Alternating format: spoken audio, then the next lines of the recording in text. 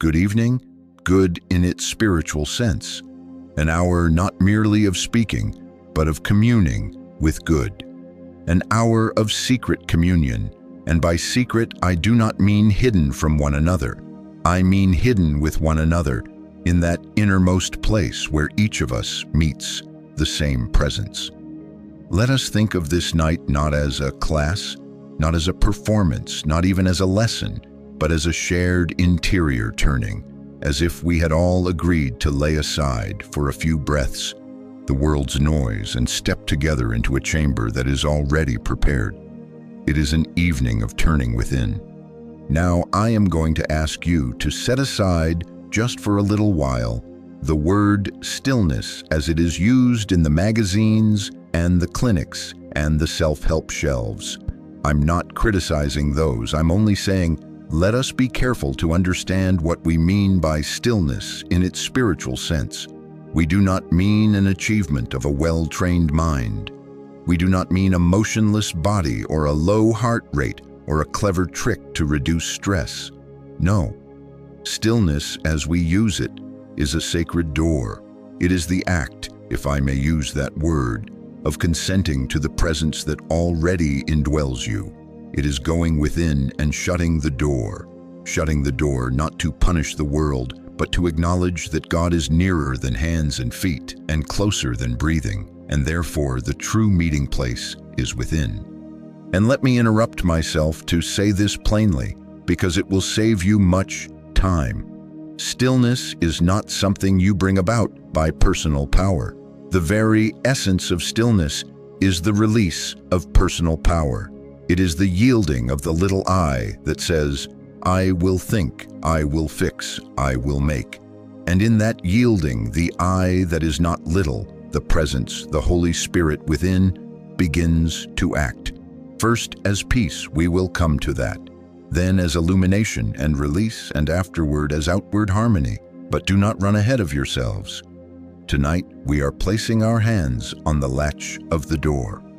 I don't mean that this door removes you to cloud 9. I don't mean that it lifts you above laundry and ledgers and phone calls and sickbeds. Not at all. Actually, the paradox is that the more faithfully you enter this stillness, the more competent you become in the ordinary activities of your day, because you are living from a different center.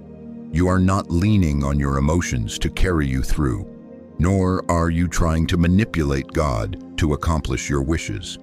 You are consenting to be governed from within. I can of mine own self do nothing. The Father within me doeth the works. That is not poetry in this work. That is method. Now I am going to give you a promise, and I am letting you in on the secret that has been the turning point for so many. There is a sequence, there is a rhythm. You do not create it, you discover it. You become still, not perfectly, not once for all, but honestly, and then something else begins to function, something not emotional because it does not rise and fall with your moods, something not manufactured because you cannot summon it by willpower, and you will know the difference. Do you doubt it? You will see. The fruit will tell on it. But before fruit, let us understand the threshold. When I say shut the door, you might ask, shut the door on what? On the temptation to make prayer a performance, on the temptation to recite at God or to argue with life, or to bargain or to explain. You close that door gently, not by force, not by fighting thought with thought, but by a simple inner turning. Father, here I am. Presence, I consent. That is stillness in its essence. Not that you have attained a special state, but that you have acknowledged the only state that always is. Now remember this, because it becomes your safeguard. The sign of true stillness is not a sensation, but a governance. You will not measure it by gooseflesh or visions, but by the way the inner atmosphere changes hands. Personal agency yields. The reins slip from the fist of fear and your being rests, even if the room is noisy, even if the schedule is full. This is practical. This is for the man on the streetcar, the mother in the kitchen, the clerk at the counter, the patient in the ward. It equips you to meet human life from the center and not from the circumference. And naturally, a question will arise in a sincere heart, as it should. How shall I know that my turning is not imagination? How shall I know that my stillness is not a pleasant daydream, a good mood, a lullaby? That, my friends, is our honest question, and it has an honest answer. The answer is not in argument, it is in fruit. The Spirit does not need you to certify it, it testifies to itself. First in a peace you did not compose, then in a clarity you did not reason out, then in a release that comes before the outer picture has changed, and then, often to your quiet surprise, in a harmony that shows itself openly. But tonight we do not grasp at the fruit, we honor the door. So as we sit together in this hour of communing with good, let us approach simply. We are not here to add to God. We are not here to persuade God. We are here to discover that God is within. We are here to consent to the inner government. And as we consent, we begin to notice, very naturally, that the burden of making life work slips from our shoulders, and in its place there is a soft assurance. The rest of our evenings will explore what unfolds after this assurance. For now, take with you this one thought. Stillness is not an achievement. It is the doorway into conscious contact with the presence already within you. Step to it. Put your hand upon the latch, and we will go in together. Now I am going to make a confession, and I make it because it will spare you months and perhaps years. The strange thing is that I did not know how to pray. Oh, I could say prayers. I knew the Lord's Prayer by heart and the psalms that sing themselves. I could plead, and I could promise, and I could remind God of His promises as if He had forgotten. I could arrange words beautifully, and sometimes people even thanked me for the beauty of the words. But I tell you honestly, I did not know how to pray, so that something within answered, so that when I rose from the chair, I was not taking the same burden back onto my shoulders. And I believe there are many of you who have been in that same honest predicament, sincere, devoted, hungry, and yet beyond words and pleading, not knowing where the contact is made.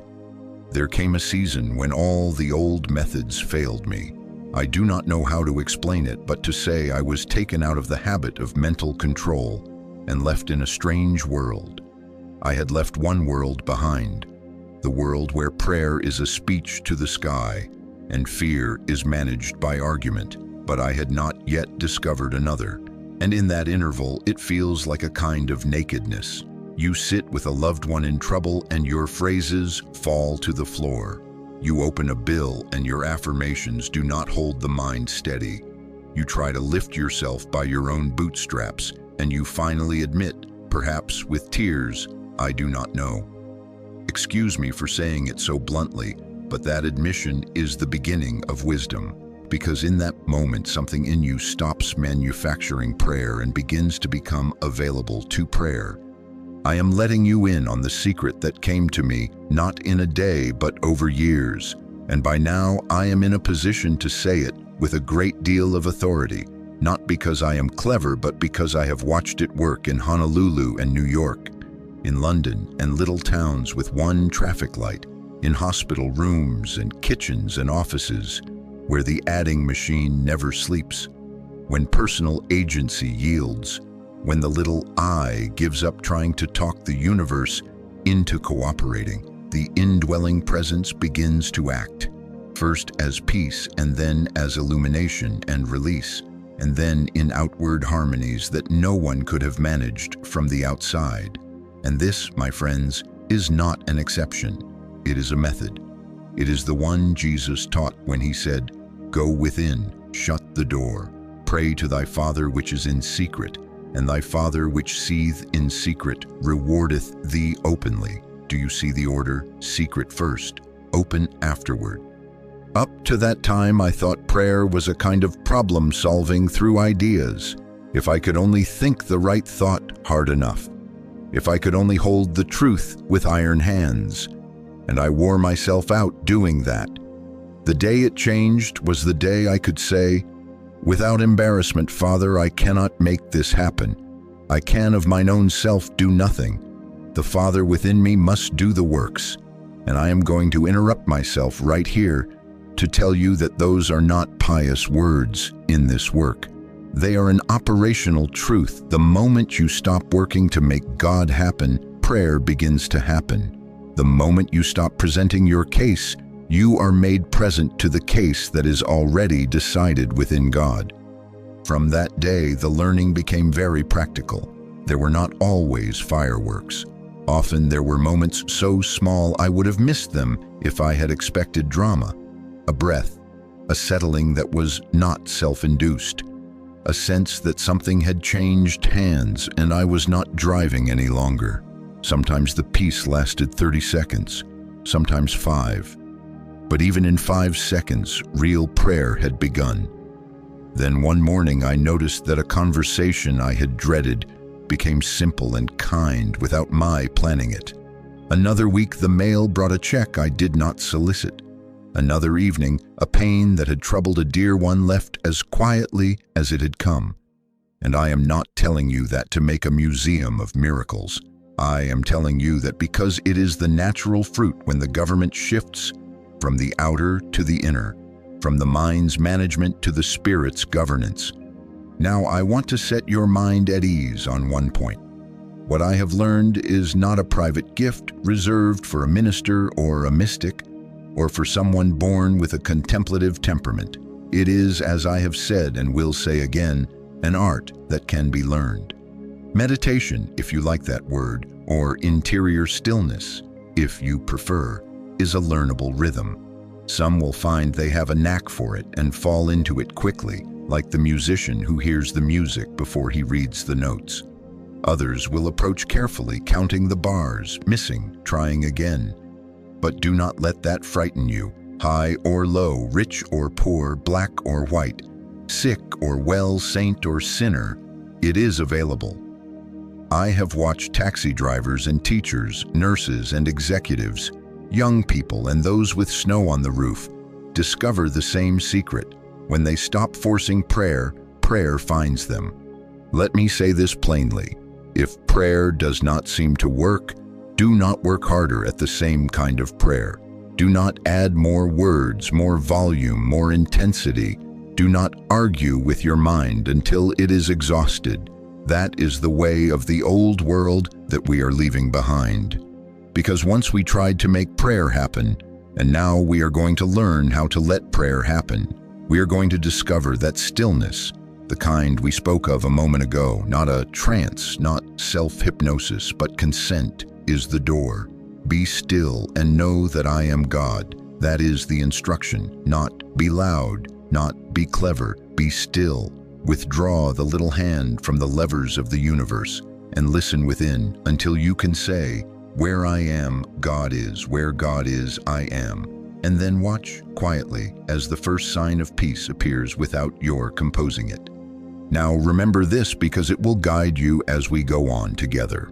The confession "I did not know" opens the way to the knowing that cannot be taught by words alone.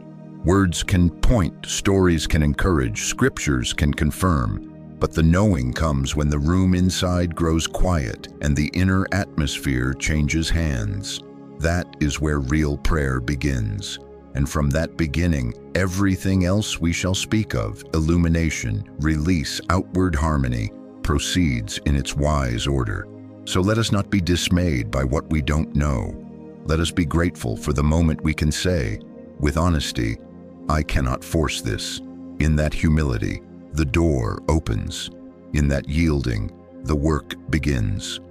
Let us be very plain now, because this is the hinge on which the door swings. When we say go within, shut the door, enter the secret place, we are not prescribing a corner of the house or a chair by a window at sunrise. We are not chasing a mood. We are not arranging candles or air or music. We are identifying an inward shift, a turning from the circumference to the center, from the senses to the sanctuary. The kingdom of God is within you, not ahead of you in time, not across an ocean, not even above you, as if heaven were a geography. Within you, he is closer to you than breathing and nearer than hands and feet. If that is true, and it is the cornerstone of our work, then the secret place is not constructed by us. It is recognized by us. I must interrupt to save you some frustration. There will be nights when the room is noisy, when the telephone has rung 3 times, when the dog next door is explaining his theology to the moon. And if you have imagined that stillness depends on outer quiet, you will despair. But the secret place is not the room. The room is a kindness when it is quiet. The room is a courtesy. But the sanctuary we speak of is portable. It travels with you into the streetcar, into the bank, into the sick room. It is a change of government within, a turning of the helm, and it is as available in the clatter as in the cloister because it is not produced by conditions at all. Do you see? The presence we seek to contact is already present. We do not summon it. We do not persuade it. We do not talk it into attendance. We awaken to it. Now, this changes our aim, and I want you to feel the freedom of that. We are not experience hunters. We are not going on a safari after spiritual sensations. We do not say, "Tonight I will get my uplift," as if we were shopping. No, we seek conscious realization of what is already true. What is that? That where I am, God is. That the Father within me doeth the works. That the life of God is the life of my very being. If I am looking for fireworks, I will miss the candle already lit in the room. If I am straining for a sensation, I will pass by the quiet fact. The first order of business is not to feel something, but to know something. To know by a resting recognition that the presence is here. Then, if there is feeling, it will take care of itself. And if there is no feeling, the truth is unchanged. Beautiful. And because this is so, you can understand why we do not give much time to analyzing the human problem. This is not indifference, it is method. You do not require any understanding of problems in order to be free of them. One thing alone you must achieve. A moment of this silent grace in which the inner government takes over. The mind that needs to trace causes and line up effects and debate symptoms is the same mind that must be relieved of leadership. Thou wilt keep him in perfect peace whose mind is stayed on thee. Stayed where? On thee, not on the pattern of the X-ray. Acknowledge him in all thy ways, and he shall direct thy paths. He, not your diagnosis, not your arithmetic of lack and supply, shall direct your paths. When the presence is found, conditions are found to be subject to it. The sea does not explain itself when it parts. It parts. The bread does not argue with the mathematics when it multiplies. It multiplies. The Christ does not survey the cripple's history at the temple gate. He lifts him. Do you see the principle? Seek first the kingdom within, and these things are added from without.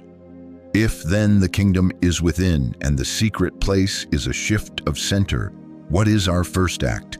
Consent. Not effort. Consent. We become still enough to notice what has always been there. We do not shut ourselves up as in a vault. We open within as in a sanctuary. We might sit and place the hand lightly upon the heart, not as a ritual but as a reminder. The life within is the life of me. We might whisper, "Father, here I am." We might say nothing at all and simply rest the thought in the word within, God. And then, without pushing, without holding the breath, we wait. We wait not to make, but to recognize. We wait not to hypnotize, but to be de-hypnotized from the appearance of separation. And in that waiting there comes, often before we know it, the subtle transfer. The atmosphere inside our own being changes hands. The strain lets go. The little I releases the levers. The inner government takes the chair. I am not giving you a trick. I am pointing you to a law of your own being. because the presence is within, not beyond. Distance is abolished, because the presence is within, not outside.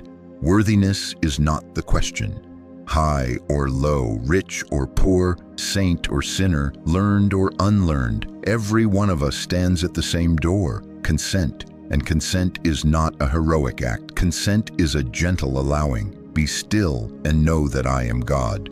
Be still is the instruction. Know is the result. But the knowing is not a concept.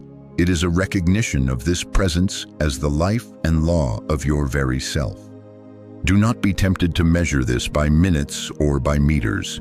If all you have is one breath, take it and let it be true.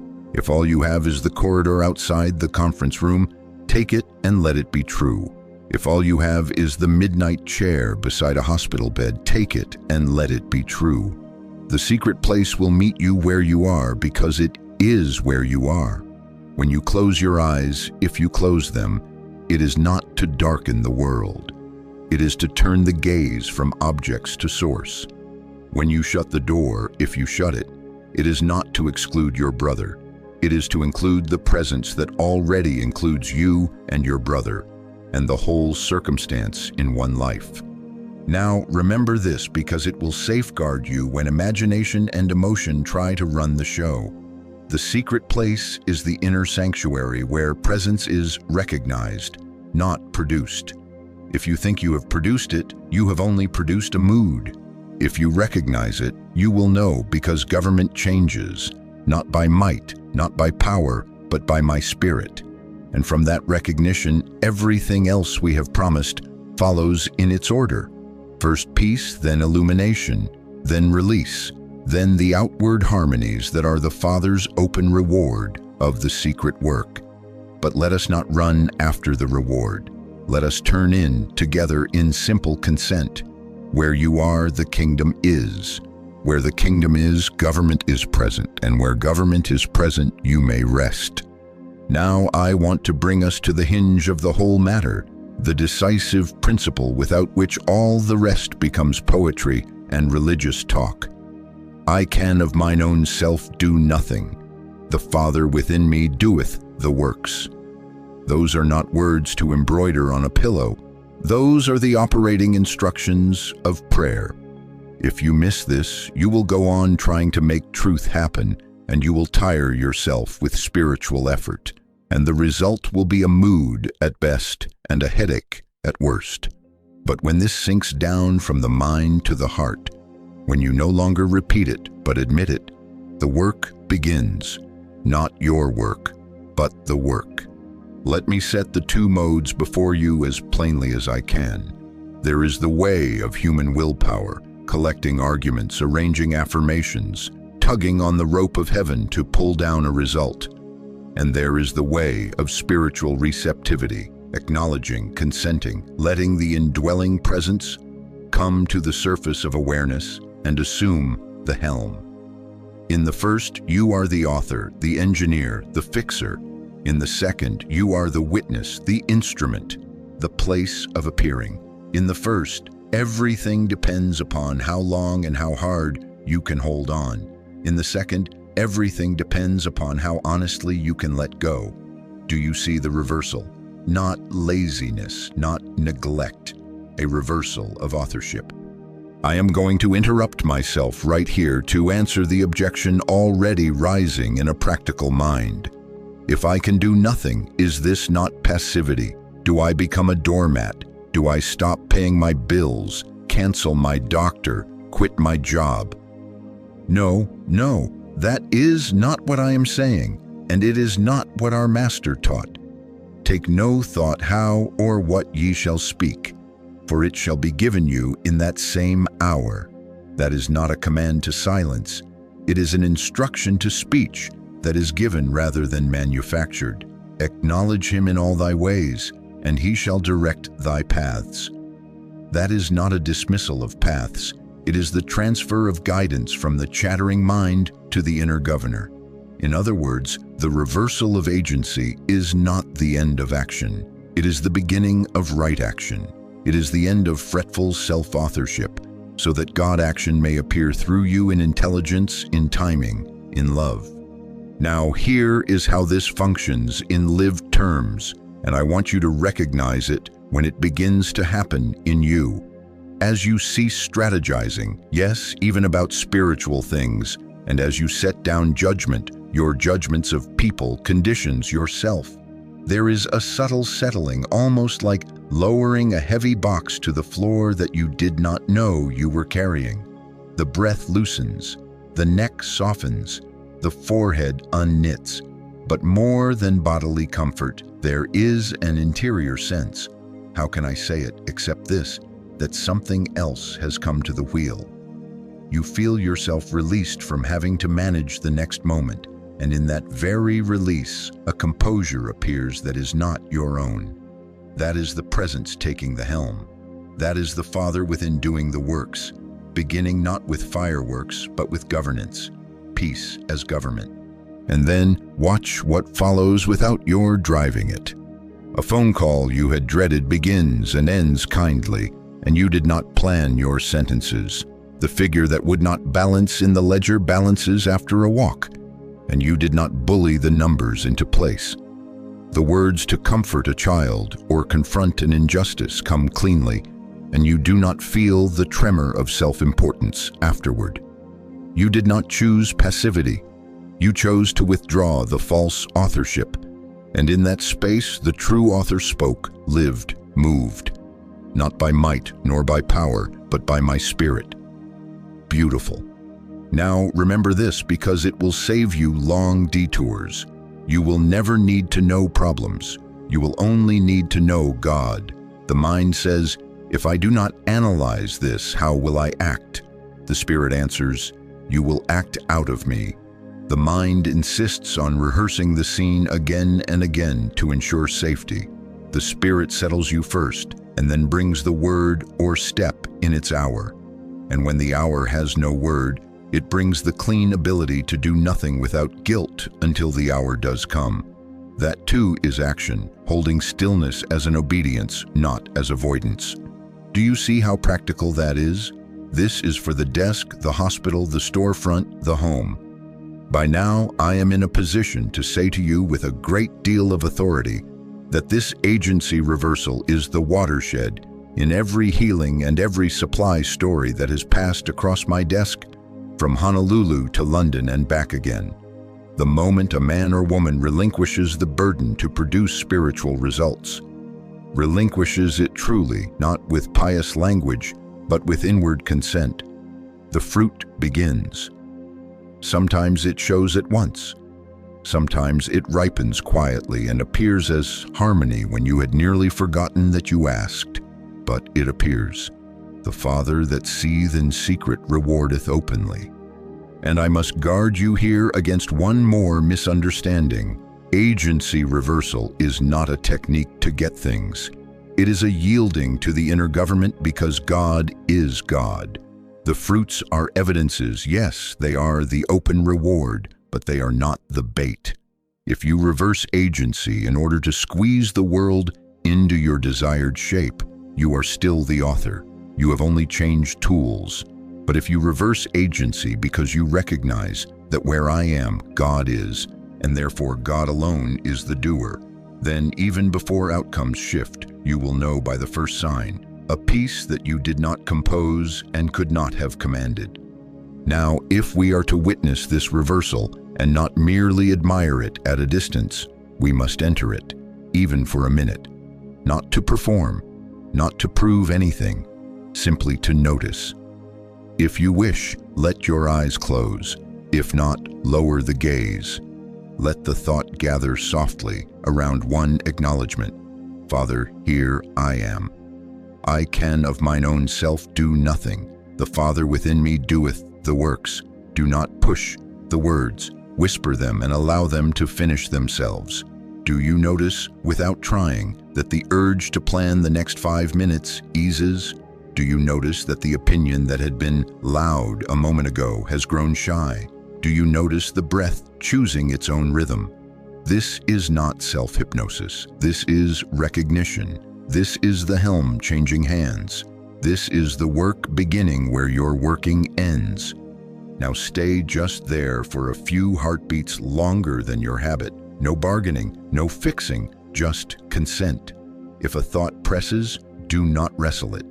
Let it pass like a visitor at the window and return to the single inner fact. Where I am, God is. Where God is, I am. The Father within me doeth the works. And as we lift the eyes again, do not break this as if you had put down a tool.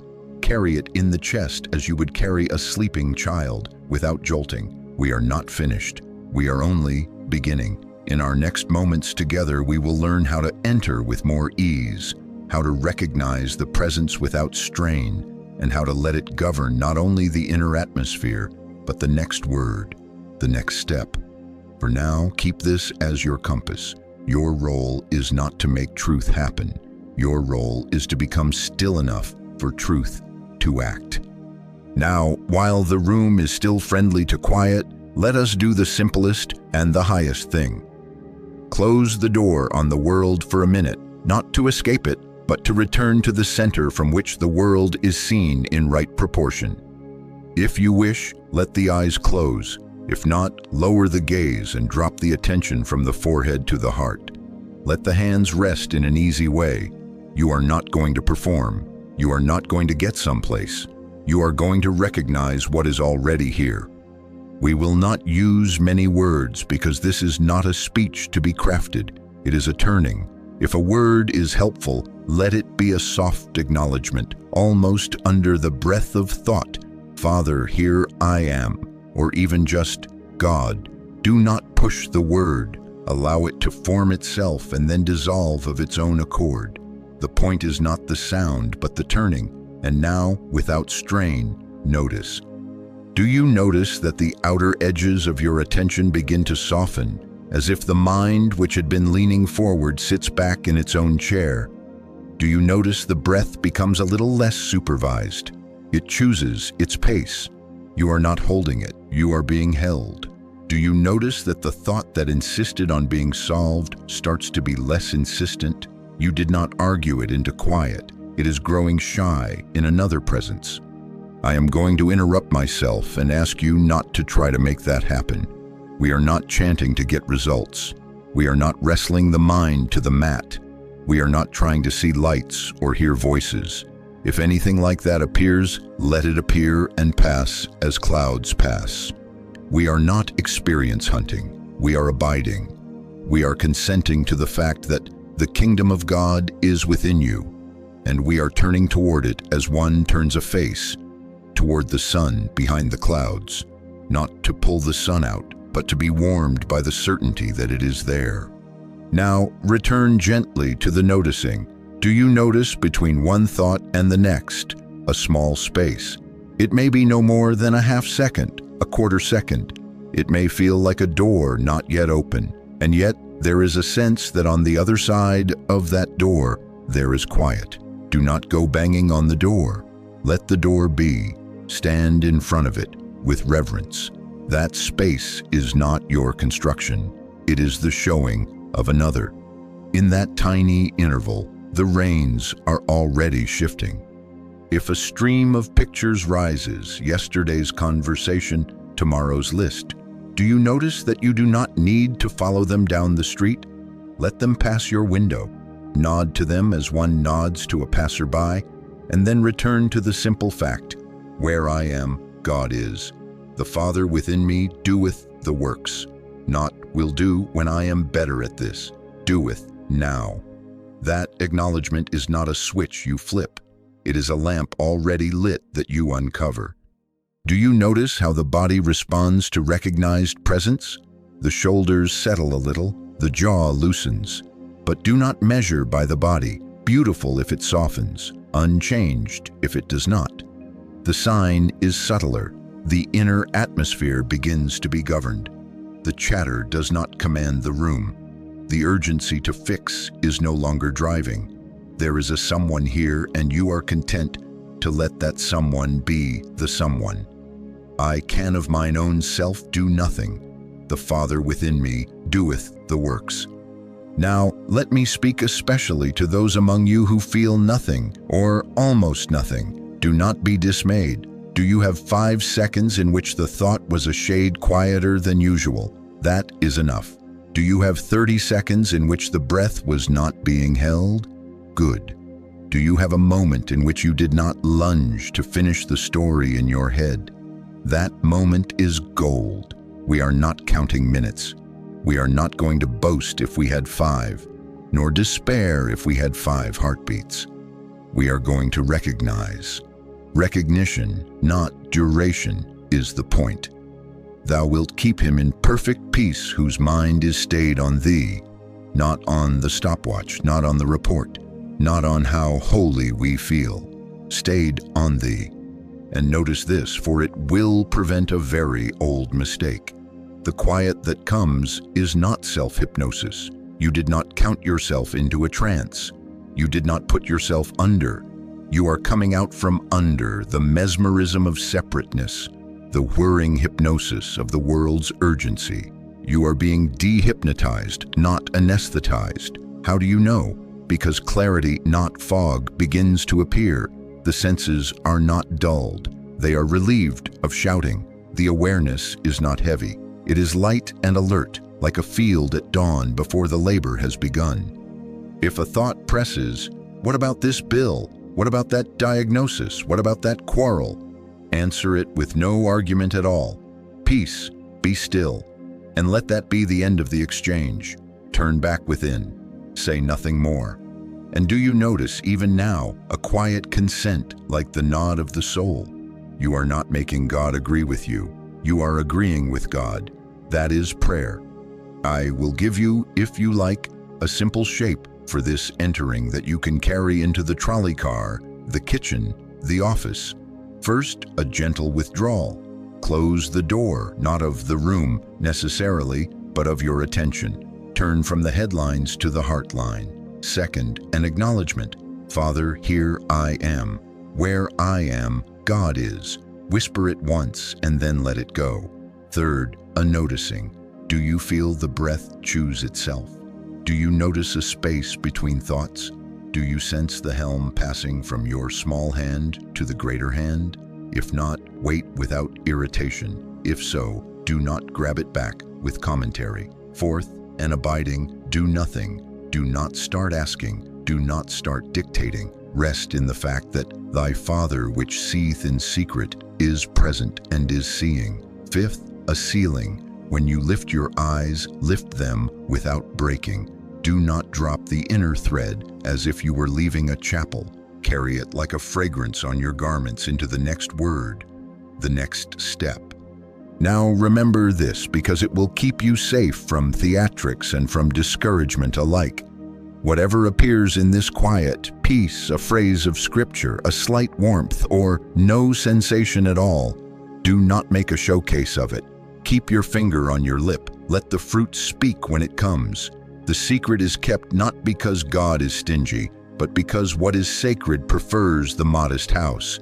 If today you had 5 seconds, be faithful to those 5 seconds and do not say, if only I had 5 minutes. Tomorrow may give 5 minutes, or it may give the ability to dip into this well 20 times through the day for 3 breaths at a time. This is not performance, this is rhythm. And everyone, saint or sinner, tired or strong, can learn rhythm. I am going to say one more thing, and I want you to hear it quietly. After you become still, truly still, not theatrically still, something takes over, and it is not you. It is the presence that has been within you since before you had a name.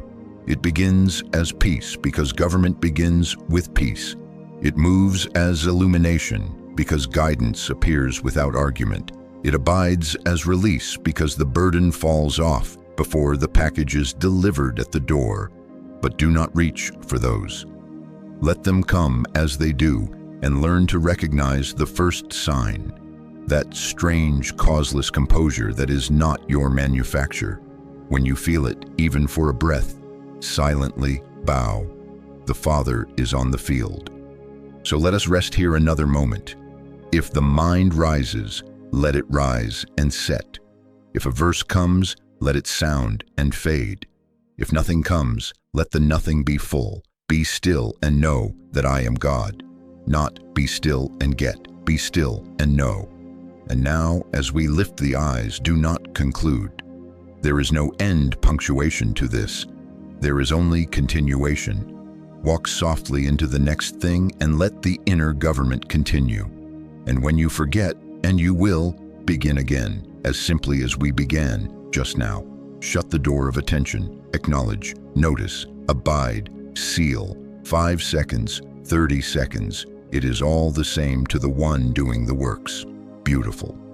Now we take up the first appearing of this inner government, and I want to name it exactly so that you do not mistake a mood for a sign. The first reliable proof that contact has been made is peace. Not the sigh that comes because you have sketched a new plan on the back of an envelope. Not the comfortable slump that comes when you have postponed the decision one more day. Peace that has no visible cause. My peace I give unto you, not as the world giveth, give I unto you. When this peace arrives, not demanded, not bargained for, you will know it by its character. It is not your peace. It comes when you have stopped authoring, and it bears witness that another has taken the chair. How do you know that it is not your own manufacture?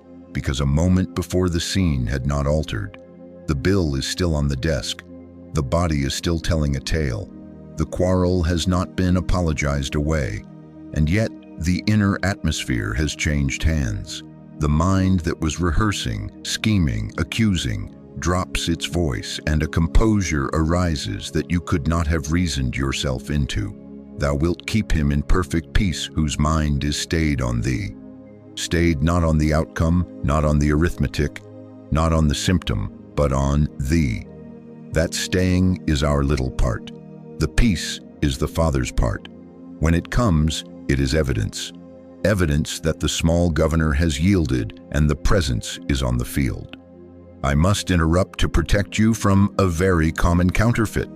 Do not confuse peace with emotional numbness. Numbness is a frost. Peace is a quiet spring. Numbness dulls the senses and flattens the conscience so that you do not feel, and you call that relief. Peace does not deaden. It animates without agitation. It is alive, tender, alert.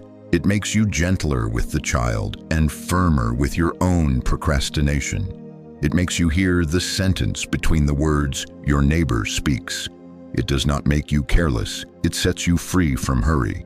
You rise from true peace more attentive to your duty, not less, because now the duty is governed from within, not by fear. Now remember this, for it will guide your next minutes and save you from spending your inheritance too fast. When peace appears, even in the size of a mustard seed, do not immediately convert it into thought. Do not rush to use it up on solving and scripting. Abide. Abide until the peace itself chooses what to do with you. This is your simple inner test. If you can sit, sit. If you must rise, rise slowly and do not break the thread. Let the peace deepen you before it drives you. Take 3 more breaths than your habit would allow. Keep the lips of the mind closed. Why? Because peace is not a prize. It is authority arriving. If you let it finish its arriving, it will become the atmosphere in which the next right light can be seen. And in those first minutes you may notice a temptation. Use this peace to make the call now while you're strong. Draft the letter quickly before the feeling wears off. I am asking you to be reverent and not hurried. I am asking you to honor the giver more than the gifts. Seal the moment. Let it saturate. If you will stay with it, no asking, no bargaining, you will discover that peace has a voice without words. It settles questions without arguing them. It dissolves the knotted forehead not for comfort's sake, but because you are back under right government. The sheep know the shepherd's voice. In peace, you are remembering the sound. There is another sign by which you may distinguish it from self-made quiet. Manufactured calm requires the world to agree with it. It is fragile. True peace goes with you into noise. The dog still barks. The streetcar still rattles. A colleague speaks sharply, yet you are held from within as if by a slow hand upon the chest. You do not need to raise your voice to be heard inside your own being. A pause opens before the reply, and in that pause you are free to love, free to tell the truth, free to wait. Not by might nor by power, but by my spirit. That is peace in operation. And of course, someone objects, but won't I become passive if I sit there abiding? No, you will become available. Peace is not an end. It is the beginning of right motion. It is the king entering the city before the laws are spoken. First government, then guidance. First still water, then the path by which it runs. Your actions after this will look wonderfully ordinary, an email, a visit, a word, a choice, but they will be different in source. They will not come out of anxious push, they will come out of presence. That is why we take the moment to let peace be peace and not turn it into fuel for the old machine. Let me let you in on the secret I learned the hard way. In the early days, whenever a hush came, I hurried to think in it, to compose sentences, to lay plans, to make spiritual talk. The hush exhausted itself on my chatter. Gradually, by failure, I learned to keep my finger on my lip, to let the hush swell until it was not a hush anymore, but a settled knowing that did not need to explain itself. And then, usually when I had stopped looking for it, the first light would break over some matter I thought I had to wrestle to the ground.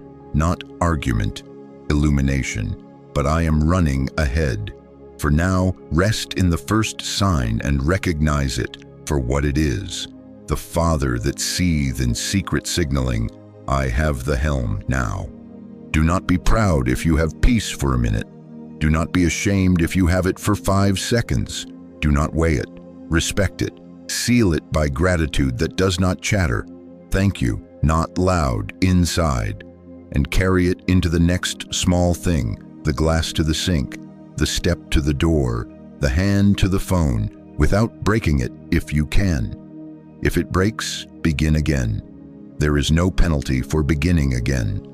The presence is never resentful toward your forgettings. The presence is patient because it is your own life. Beautiful. And now, because I must prepare you for what this peace prepares, let me say just this as a bridge into our next hour together. When peace is allowed to be itself, it becomes transparent to light. Clarity begins to appear, not built out of premises and conclusions, not defended with speeches, but as simple right-seeing. You will find you know what to do in some small matter without the strain of proving it. You will find a sentence given you that you did not rehearse. You will find a path to the left that you had not noticed because you were staring to the right. That is illumination, and it follows peace as dawn follows night. But do not run after dawn. Keep faith with the night's quiet. Stay with the first sign until it writes its own next line upon your heart. Then, when the light comes, you will not have to convince yourself of it. You will recognize it as you recognized the peace, not as yours, but as His. Now, when peace is honored and not spent like pocket money, something almost shy steps forward. Light, not a beam that dazzles, not a vision to make a story of. A simple right-seeing that does not need to argue for its own reality. Thy word is a lamp unto my feet and a light unto my path. Not a stadium floodlight, a lamp to the next step. It is amazing how practical spirit is. Illumination comes as a quiet knowing that lifts the fog off a single hill. You do not suddenly own a map of the entire country. You simply see the next bend without the former strain, and you know whether to turn or to wait. How do you know it is illumination and not just a clever conclusion? The mind strings facts like beads and admires the necklace. Illumination does not string, it reveals. The mind says, if A, then B, therefore C, and you can hear the gears clicking. Illumination arrives as a finished seeing, sometimes as a sentence you did not compose, sometimes as a clean no that frees you from needless motion, sometimes as a yes that carries its own strength. Do you see the difference? A conclusion feels like your construction, fragile, easily debated, ready to be defended. Illumination feels like gift, quiet, undesigned, without your fingerprints on it, and it does not require you to sell it to yourself. Beautiful. I am going to interrupt myself to head off a mistake that costs many people months. Do not go hunting for experiences. Do not squeeze your eyes to see colors or strain your ears to hear voices. Take no thought how or what ye shall speak, for it shall be given you in that same hour. The giving is the point, not the fireworks. We are not seeking phenomena, we are consenting to governance. When the piece has ripened for a minute, the light that belongs to that piece appears in its own way.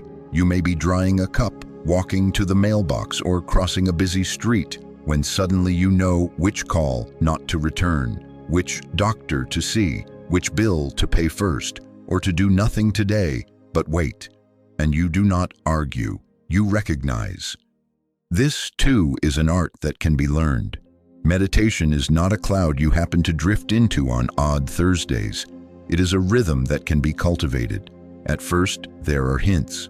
The light touches for a heartbeat and is gone, and you say afterward, "If only I had trusted that nudge." Then with some practice, 5 seconds here, 30 there, returning without irritation, you begin to have flashes more often, and they come where you are. Not only in a chair, but on the trolley, in a meeting, at the sink. Gradually, it becomes a daily experience, and then a familiar friend. And yes, ultimately, as you live, stayed on thee, it can be there at will, which does not mean you command it. It means you know how to turn, to consent, and to abide. And the lamp lights because the switch is where it has always been, within. Now remember this, for it will keep you honest. The moment you take the illumination and say, "Look what I have," it fades into opinion. The moment you parade it, it shrivels into pride. If I speak of myself, I bear witness to a lie.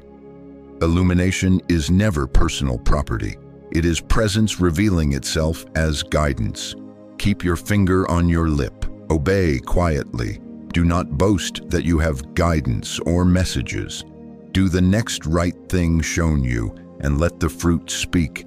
The Father that seeth in secret rewardeth openly. If the light was true, harmony will appear somewhere down the street, often in such unpretentious ways that only you will know that 5 seconds of stillness changed a day. How does it show, you ask? Let me give you the look and feel of it so you can recognize it when it begins in you. A problem that had 10 variables suddenly has 1. You realize that you were about to fix the wrong end of it.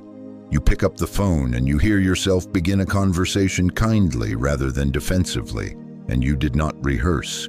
You sit down to the ledger and, without brooding, you place a figure where somehow you had not thought to place it, and the column balances.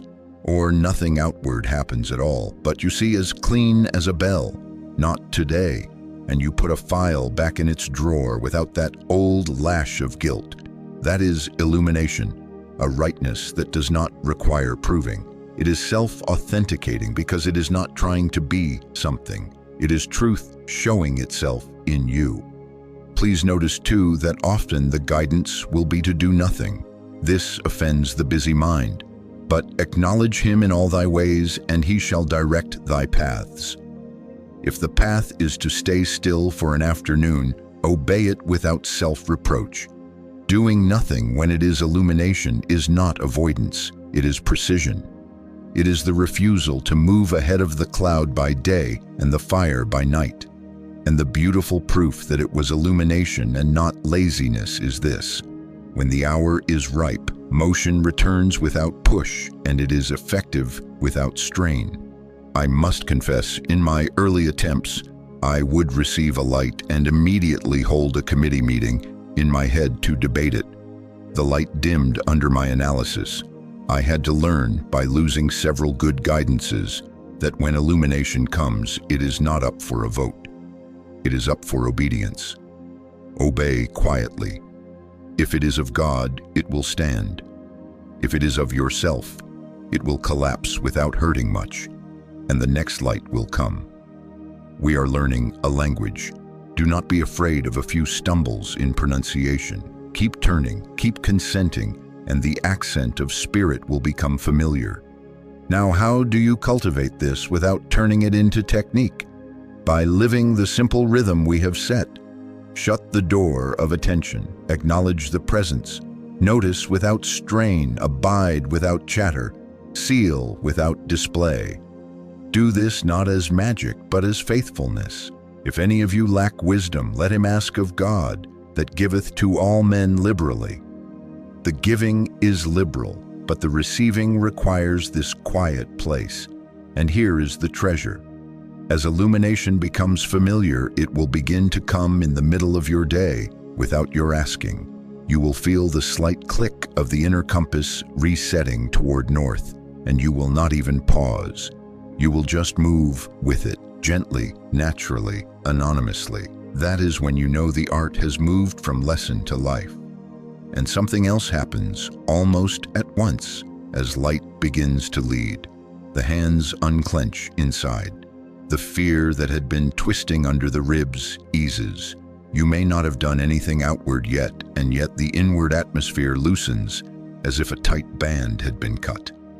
This is the beginning of release. We will speak of it more fully in its turn, but I want you to notice the sequence because it will assure you, while nothing visible has yet shifted, peace enters, illumination shows, and the very showing dissolves a portion of the burden. You cannot keep clutching what love has just enlightened. Love makes you let go. So let us live very simply with this for today. When peace appears, wait. When light comes, recognize and obey. Keep it secret, keep it humble, keep it practical. Do not try to make a doctrine of it, make a life of it. You will find yourself saying less and being right more often, moving less and arriving more surely, doing less and accomplishing what needed to be done. That is not passivity, that is inner government. And as you grow acquainted with this lamp unto your feet, the next gift, release, will come as quietly as the first, untying knots you thought only years could loosen. The Father within you doeth the works. We are only consenting to be shown. Now we come to a tenderness that often surprises us because it does not ask the world's permission to occur. Release. I want to name it carefully so that you recognize it when it arrives. The outer picture is unaltered. The paper is still on the desk. The ache may still be speaking. The conversation has not been had. And yet, the weight that made your breathing short has been lifted from within. Not because you have denied the circumstance, not because you have argued yourself into optimism. It is because government has changed hands. Cast thy burden upon the Lord, and he shall sustain thee. That is not poetry. That is a transfer of government, and in that transfer, the soul feels the actual drop of the load. Now remember this, because it will keep you honest with yourself. Release is agency reversal made tangible. In peace, you knew the government had arrived. In illumination, you saw a rightness that you did not invent. In release, you are no longer the one carrying, solving, or defending. Something deeper assumes the load. You will know it by this unmistakable mark. The mind is no longer whispering, hurry, fix, protect. The inner hands, which were clenched around outcomes, unclasp. And there is a simple willingness to let the presence be the presence. Come unto me, all ye that labor and are heavy laden, and I will give you rest. Rest is not passivity. Rest is what happens when the oxen have been unyoked and the cart is being drawn by a power you cannot see but which you know. How does fear drain out at such a moment? Not by wrestling with fear, not by attaching new sentences to old anxieties. Fear drains when you stop rehearsing outcomes. The mind feeds its monsters with importance, as if by picturing 100 futures it could guarantee a good one. When in stillness you withdraw the premium you have been paying to those images, they starve. Take no thought for the morrow. That instruction is not irresponsibility. It is right responsibility to the presence. You are not abandoning wisdom. You are abandoning worry, and you will feel it. The same thought may present itself, but it is not the master. It stands at the door and you nod without opening. The terror had lived off your attention and your belief in its authority. When those are withheld, it is as a wave that runs up the sand and then runs out, leaving you standing on your own shore, stable, unhurried. I am going to interrupt myself to protect you from a mistake that costs much grief. After release has been given, do not go back to check if it worked. That is the mind's way of reclaiming the parcel and saying to the clerk, just let me feel the weight one more time. You know what happens. You walk out of the post office with the package under your arm again. The moment you begin to test it, am I still free? Do I still feel light? Has anything changed yet? Let me look again. The old agitation reactivates because you have placed yourself once more at the center as Inspector General of outcomes. Seal the release. Keep your finger on your lip. Whisper, thank you, and go about the next rightful thing without commentary. If the mind returns with its clipboard, answer it with no argument. Peace, be still. Then turn again inside. Do not run a spiritual audit. Abide. I have known this in my own affairs so many times that I can say to you with a great deal of authority, when release has happened, the doing that follows is different in species. Before, the impulse was to move in order to escape feeling. After, if there is movement, it is clean and often very simple. One call made without tremor, one apology without self-accusation, one paper filed without doom attached to it. Sometimes the doing is to do nothing for a day, and that is exact obedience, not avoidance. And whether there is action or stillness, there is this sure evidence. You are not trying to prop your life on toothpicks. You are letting the life be its own support. I can of mine own self do nothing. The Father within me, he doeth the works. You may ask, but if nothing outside has changed, how can I be content? In other words, are we not flirting with denial? No. Denial is an attempt to paint the window so you do not see what is outside. Release is opening the window to let in the air that has been outside all along. Denial says, it is not there. Release says, it is there, but it is not mine to carry. Do you feel the difference? One is a trick, the other is a covenant. When you transfer the government, you are not discarding the matter. You are handing it to the one who knows its end from its beginning. That is why relief can precede change. The effect has been placed back into its cause, and the feeling of rest is the soul's recognition that reality has resumed its rightful office. Let me make it very practical so that you can recognize it on a Tuesday afternoon. The doctor's report sits on the counter. Before release, every glance at it punches your solar plexus, and your mind composes speeches for 3 different friends. After release, the paper is still there, but it no longer possesses your breath. You may make the same appointment you intended to make, but you do it without the clutch. Or money.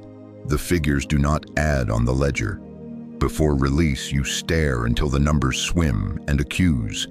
After release, you close the book at 4 o'clock with a clear head and open it at 9 with the same clear head. And in between, you are kind to your family. Or a quarrel. The words were hard. Before release, you cross-examine yourself and the other all night. After release, you find you can sleep, and in the morning you either speak with frank gentleness or you let it rest, and neither choice tastes of poison. Nothing outward has yet moved, and yet the burden is not on your shoulders. That is release. Now remember this, because the tempter comes softly here. Do not make a showcase of your unburdening. Do not announce, "I've let go, God will handle it," while looking around to be sure everyone sees your faith.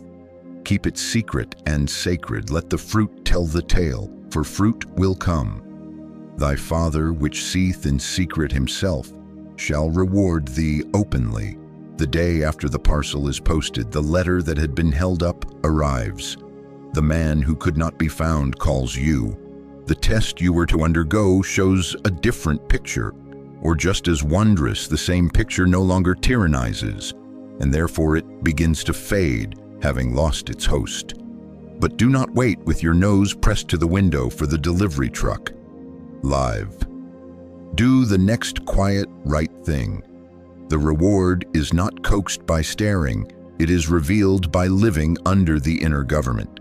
If you say, "But what if I pick the burden up again?" I say to you, you will, and there is no penalty for beginning again. Go back into the secret place as simply as before. Shut the door of attention, acknowledge, notice, abide, seal. 5 seconds may be all it takes to feel the parcel set down once more. Each time you do this, the groove of trust is deepened, and the mind has a little less practice at dramatizing. Beautiful. Release, then, is not the end. It is the hallway between inner contact and outward evidence. It is the interior proof that what started as peace and moved as light has completed the handing over. And in the days that follow, you will watch without strain as life arranges itself in accordance with that inner government. Relationships soften, supply appears in right measure, health is supported by wisdom and by grace. We will look at that open reward presently. For now, recognize the gift when it comes. Do not argue with it. Do not measure it. Bow to it and walk on under it, light of step, because another has taken the weight and will not set it back on you. Where you are, God is, and where God governs, the yoke is easy, the burden light. Now we turn to what I have promised since the beginning of the evening, the open reward. The law is clear and it is kind. Thy Father, which seeth in secret himself, shall reward thee openly. Do not stumble over that. Let us understand that we mean reward, not as a prize for pious performance, but as the natural fruitage of inner government. If the root is sound, the fruit will manifest of its own order. If the center has yielded to the presence, the circumference will show it. We are not arranging effects, we are consenting to cause. And the strange and beautiful thing is that the world will not know why it is softening. But you will, and you will keep your finger on your lip and say, "Thank you," and walk on. How does this look on a weekday? It looks like the foreman who had been needling you for months, speaking to you in a different tone and you answering him without the old heat. It looks like the vendor who was always late beginning to be on time, not because you scolded, not because you drafted a 7-step system, but because something in the atmosphere of the relationship has lost its friction. When a man's ways please the Lord, he maketh even his enemies to be at peace with him. Do you see? We are not charming serpents. We are removing the inner rasp that invited them to coil.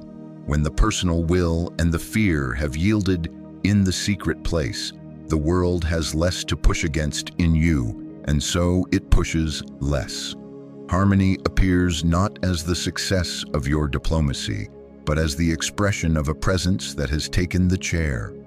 In the home, it is the difference between trying to talk the household into quiet and bringing quiet with you. The same children, the same clatter, the same questions at supper time, and yet the tension that used to sit at the table with you does not get a seat tonight. You have not delivered a lecture on peace.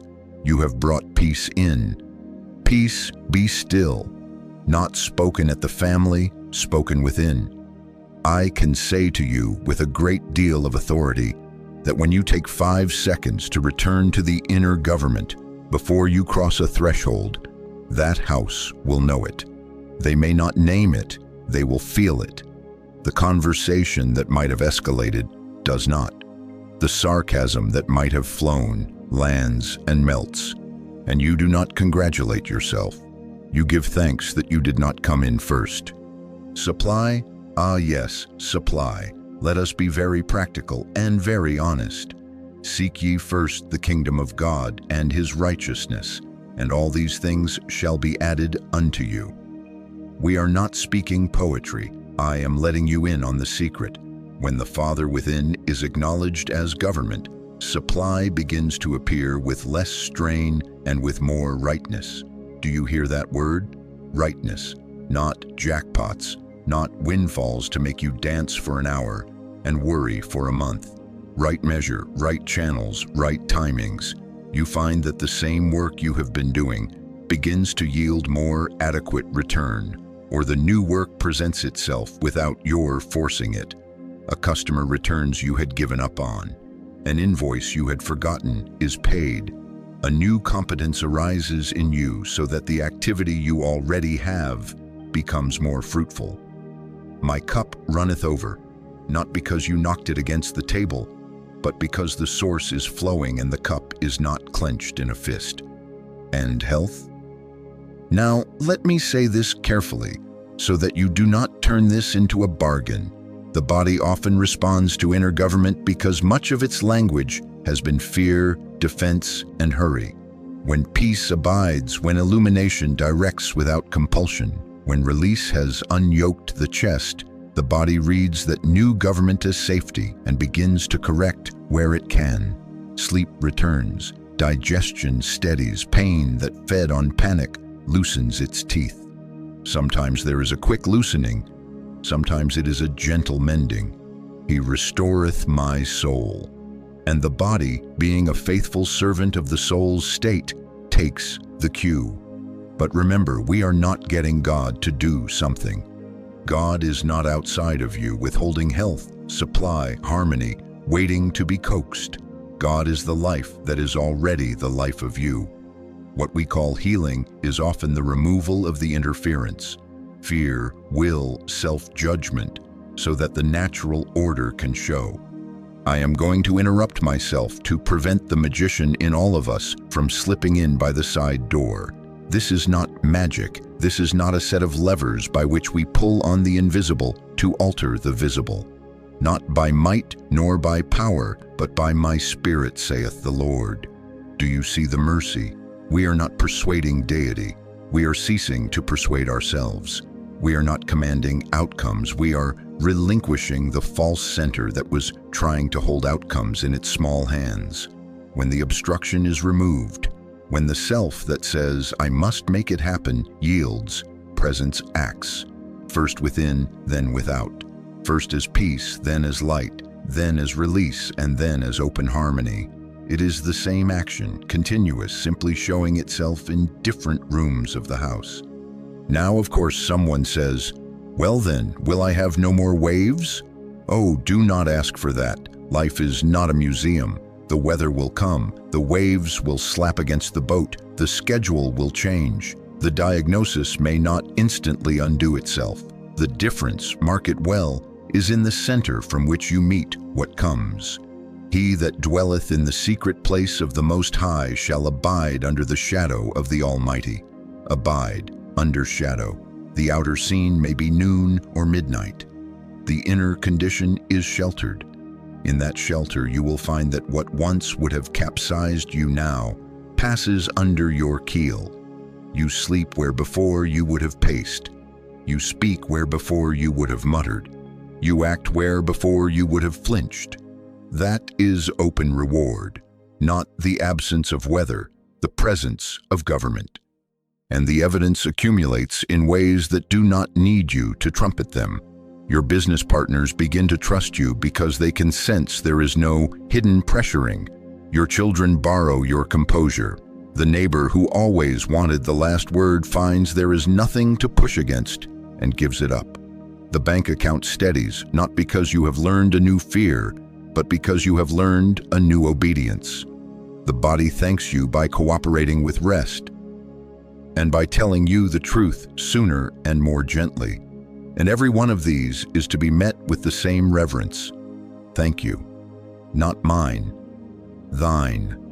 By now I can say to you with a great deal of authority, having seen this in Honolulu and New York and London and in small houses where two people were trying to love each other well, this fruitage is reliable to the degree that we remain faithful to the secret place, not perfect.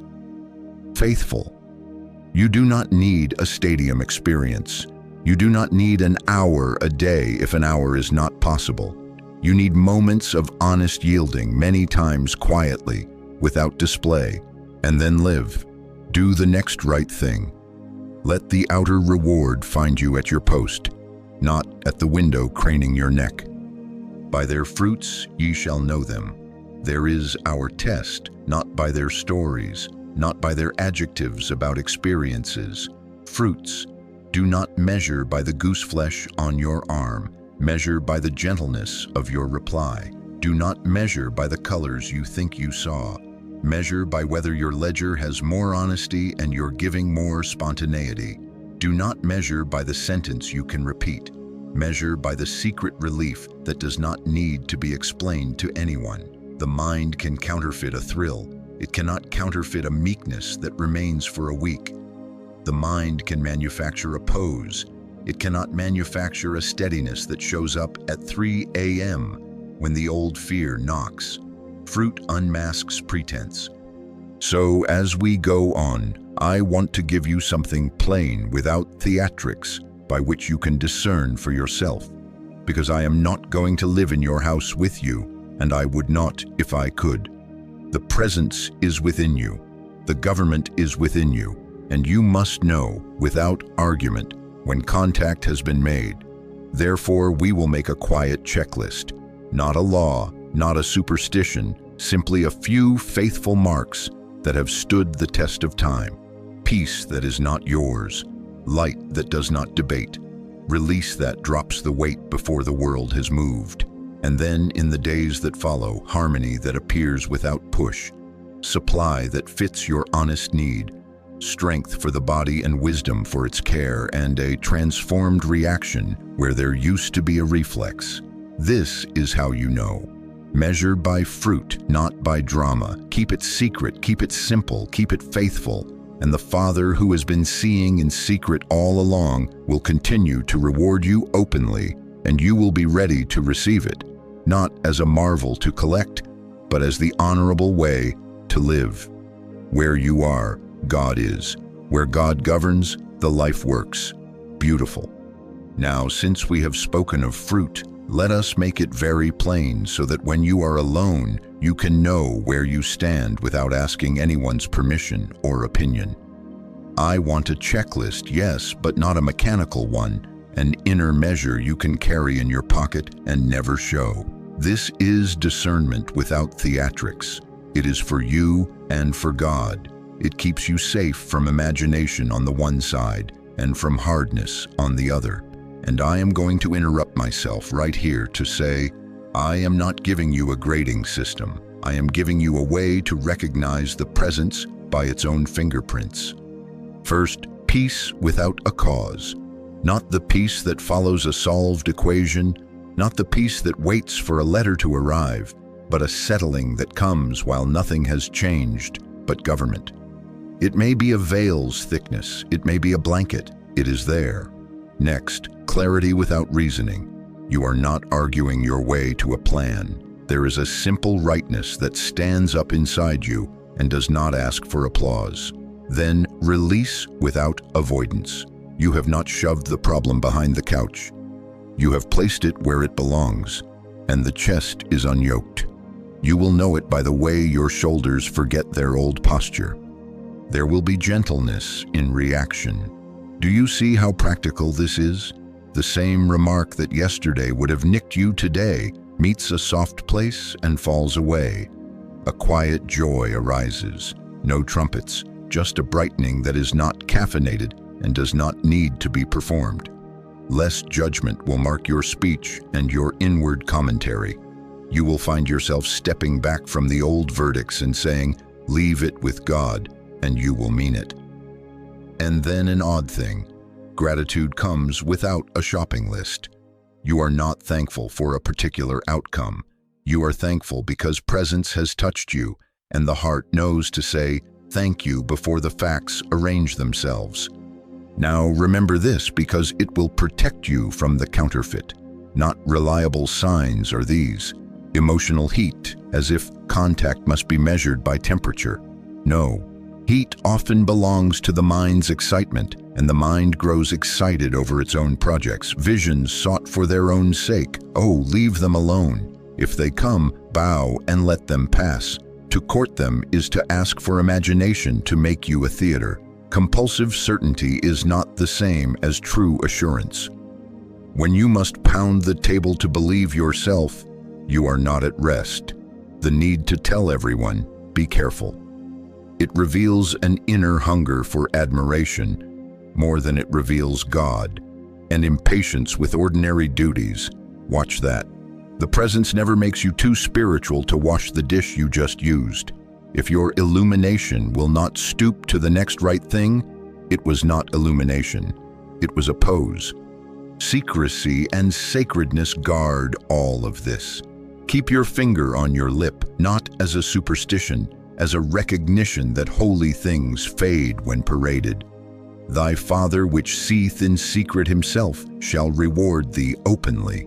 You do not help the reward by announcing the secret. You thin it. When you have had a fine hour in the sanctuary, go about your day quietly. Do not drop hints. Do not audition for holiness. Let the fruit speak. If you must speak, speak with God. That is the covenant. What is wrought in secret is witnessed by one, and he has his own perfectly timed ways of showing it forth without your advertisement. Beautiful. Now, how does discernment prevent self-deception? By bringing you back again and again to the inner measure. Does this contact produce love, patience, wisdom, and right action? Love, are you more ready to bless than to blame? Patience, can you let a process have its day without clawing at it? Wisdom, does your guidance make you kinder and clearer, not sharper and superior? Right action, does what you receive stand up to the light of honesty and to the test of service? If the answer is yes, go on in quiet. If the answer is no, go back and be still. Do not explain, return. There is a Bible word for this inventory.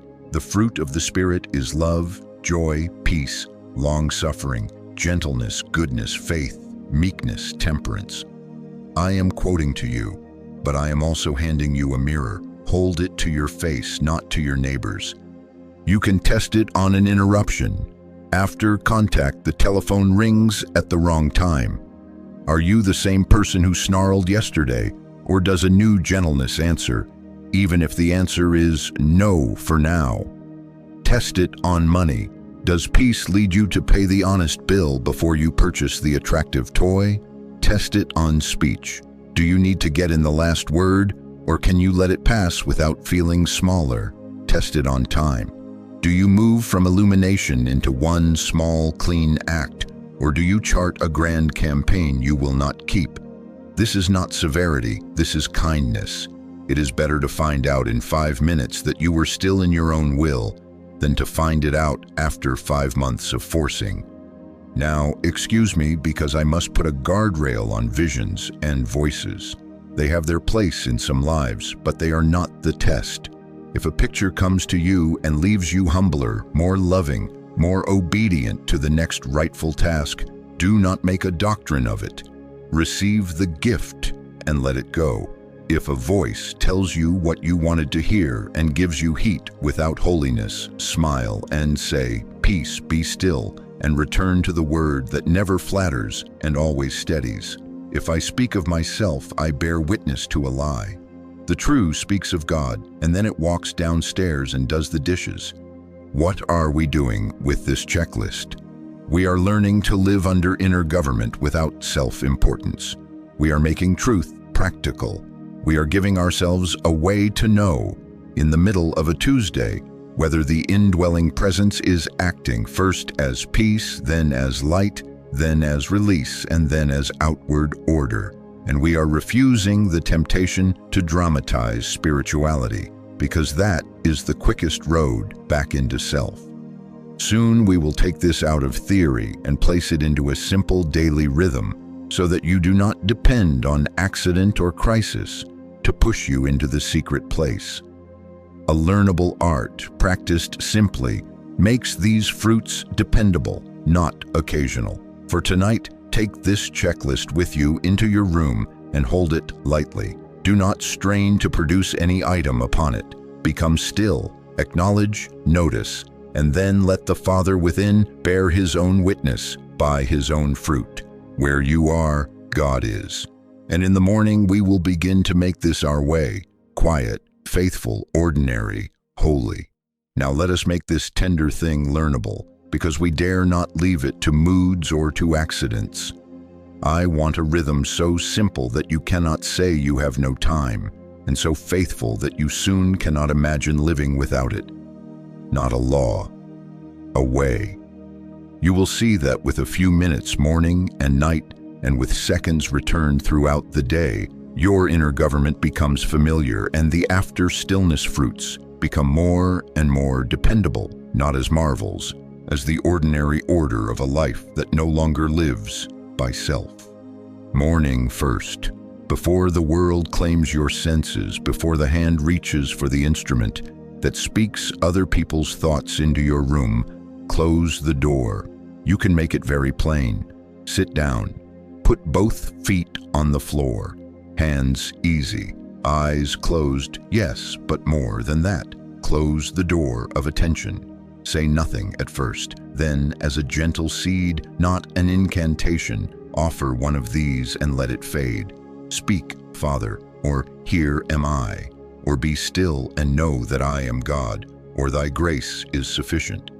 Whisper it inside like a key turning in a lock, and then do not rattle the key. Wait.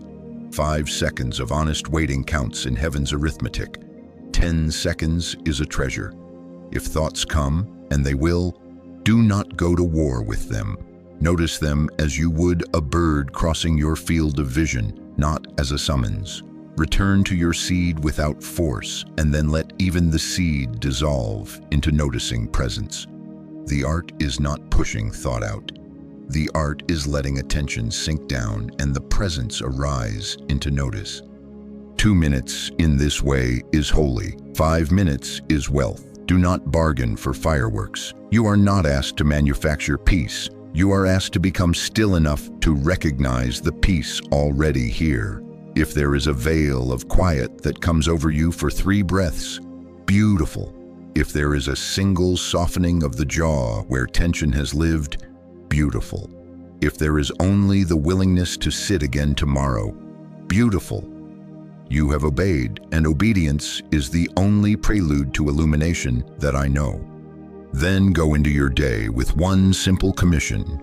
Do the next right thing from that quiet center, and whenever you feel the center thin, close the door again for seconds. That is our practice at thresholds, because thresholds obey you. Before you answer the phone, close the door inside and say, "Speak, Father." Before you send, "Here am I." At the curb, at the elevator, at the sink, seconds, not ceremonies.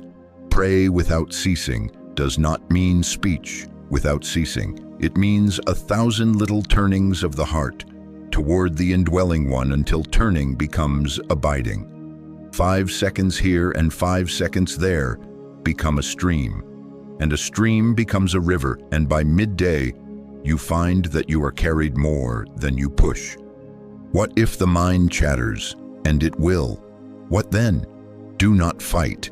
Fighting is food for it. Let a thought be a thought. If it insists, tip your hat and return. If it wears the costume of a problem and cries, "Solve me now," smile and answer, "Peace, be still," and return. Remember what we have learned. You will never need to know a problem. You will only need to know God. If the chatter is sticky, take one seed again. Thy grace is sufficient. And rest your attention on it lightly, as a hand rests on a trusted railing, just long enough to feel the railing is there, and then release even that.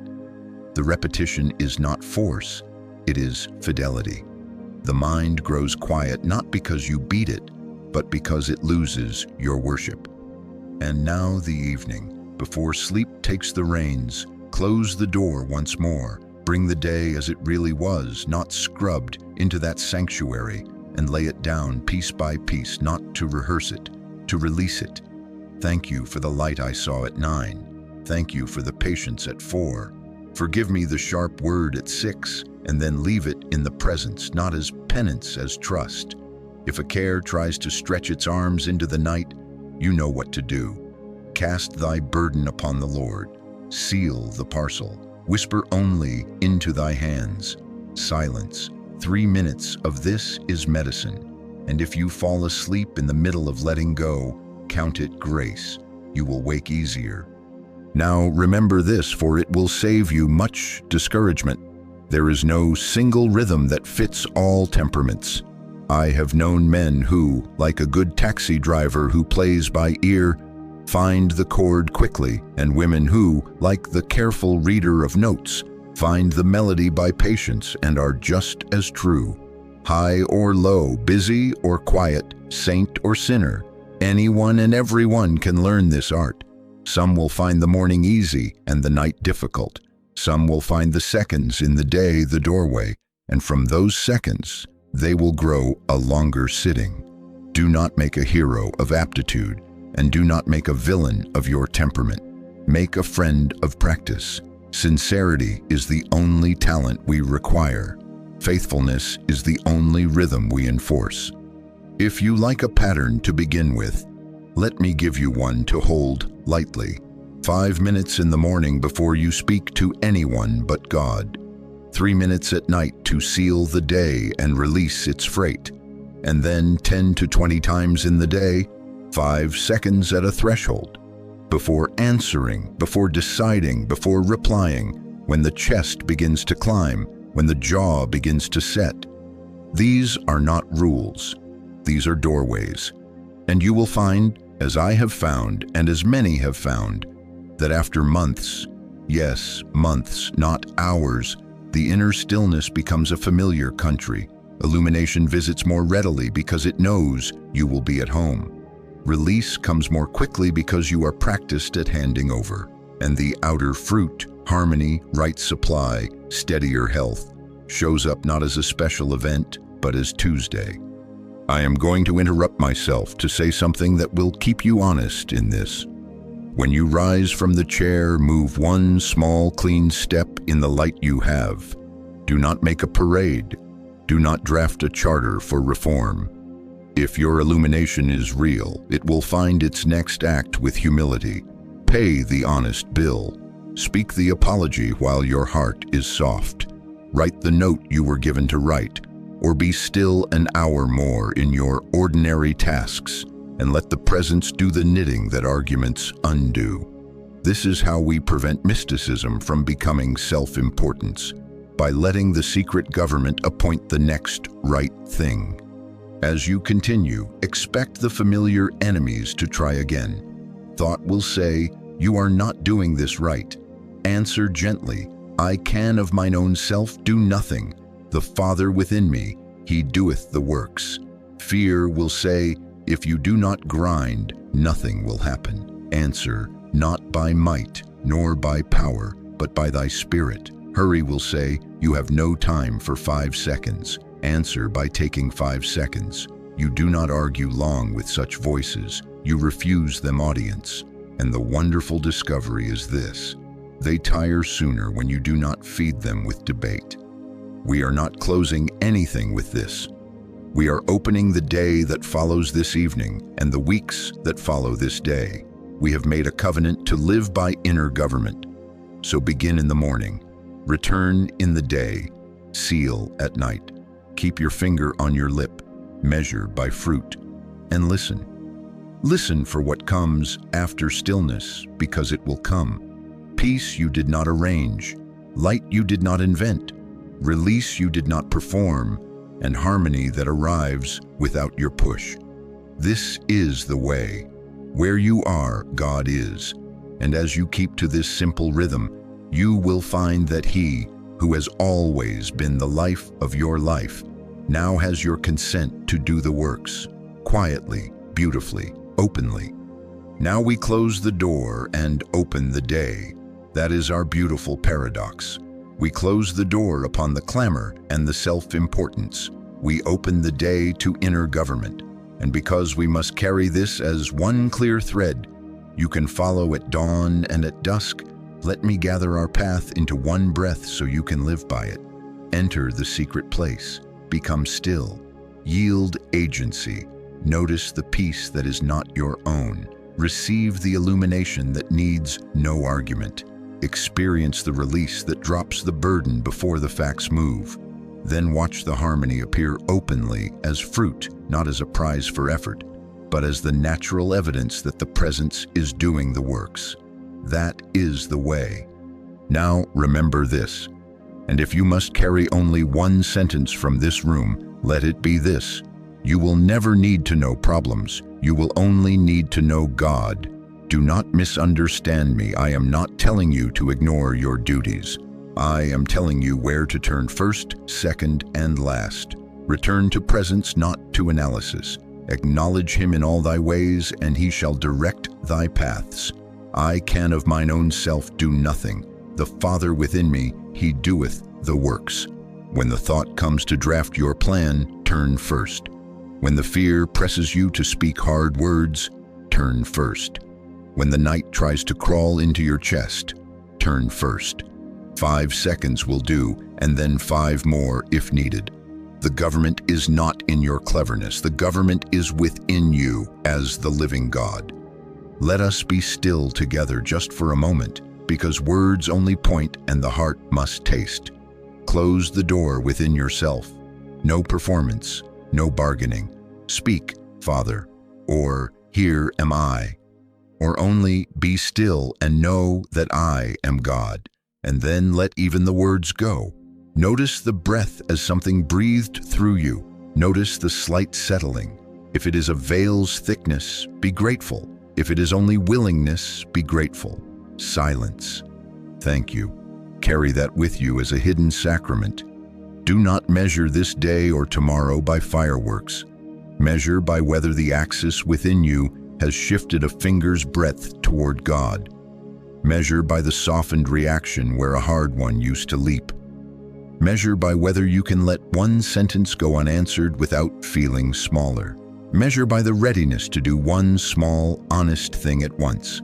Keep your finger on your lip. What you have with God in secret belongs to God. Let the fruit speak. If you must speak, say thank you and go on. And as you go on, do not make a parade. Let your spirituality stoop to wash the dish it just used. Pay the honest bill before you buy the toy. Write the apology while the heart is still soft. Or if no act is given you, continue in your ordinary tasks with an inward yes, and let the presence do the knitting that arguments undo. This is how mysticism remains human and holy, not might, not power. By my Spirit, saith the Lord. The commission is simple and it is lifelong. Begin in the morning before the world speaks, let God speak. Return in the day at thresholds and in small pauses, 5 seconds at a time, until turning becomes abiding. Seal at night, lay down the freight and trust, and then sleep under the shadow of the Almighty. If there is peace, receive it. If there is light, obey it. If there is release, rest in it. And if there is only the willingness to return again tomorrow, that too is grace, because fidelity is the path by which illumination becomes natural. I am letting you in on the secret that is no secret at all, except that haste has hidden it. Where you are, God is. He is closer than breathing and nearer than hands and feet. The Father which seeth in secret himself shall reward thee openly. So do not lean over the windowsill of your life to see if the reward is coming down the street. Live at your post. Be faithful in the little. The open reward will overtake you quietly, rightly, beautifully, in harmony where there was friction, in sufficiency where there was strain, in steadiness of body where there was panic. You will not be proud. You will be grateful, and gratitude will keep you true. And now we will go out softly into our common duties, and we will watch, not as collectors of marvels, but as those who receive daily bread. We will listen for what further message our Father gives, in the corridor, at the desk, on the road, in the silence between words. We will not need to explain it to anyone. We will not hurry it. We will be available. And as we keep to this simple way, enter, be still, yield, notice peace, receive light, accept release, and watch the fruit, you will find that life is governed from within, and that the works are done by the one who has always been the life of your life. Where you are, God is. Be still and know. Then rise and let him do the works. Beautiful.